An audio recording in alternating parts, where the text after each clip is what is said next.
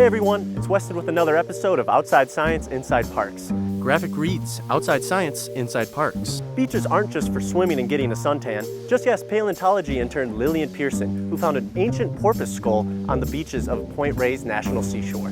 Check it out. Wide shot showing an open ocean with large cliffs in the distance. Waves crashing. Close up on National Park Service volunteer badge.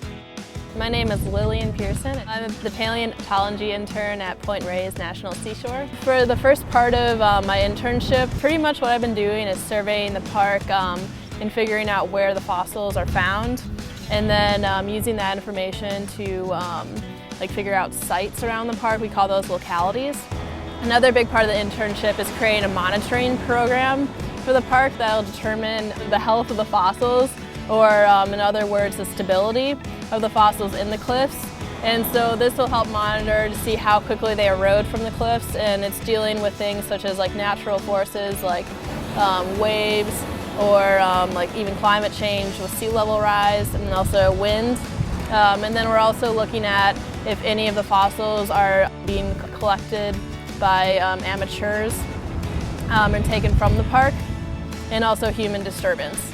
And so just taking all those factors into consideration and seeing how quickly these fossils erode out of the cliffs.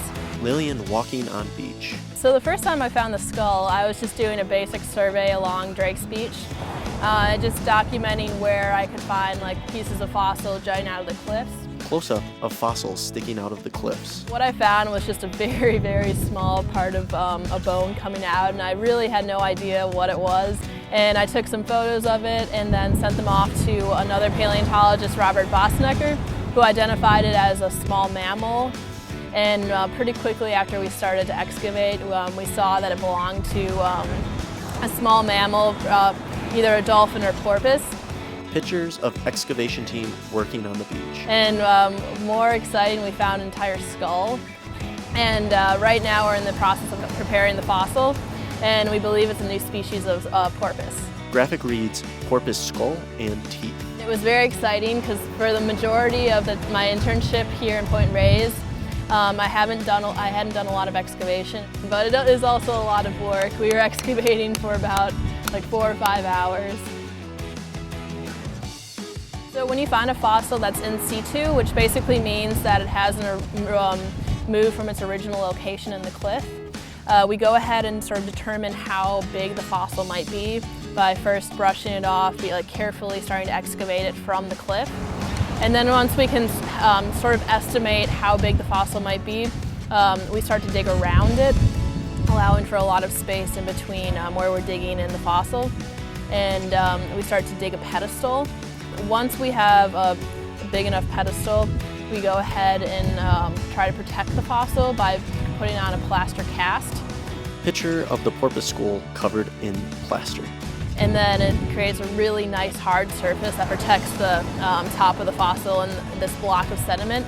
And then after that's dry, you can go ahead and chip away at the base of the pedestal until it pops up. And then you can bring it back and prepare it in a museum or a laboratory. Lillian looking out over the ocean. So what I really enjoy about working in national parks is just calling this gorgeous beach my office.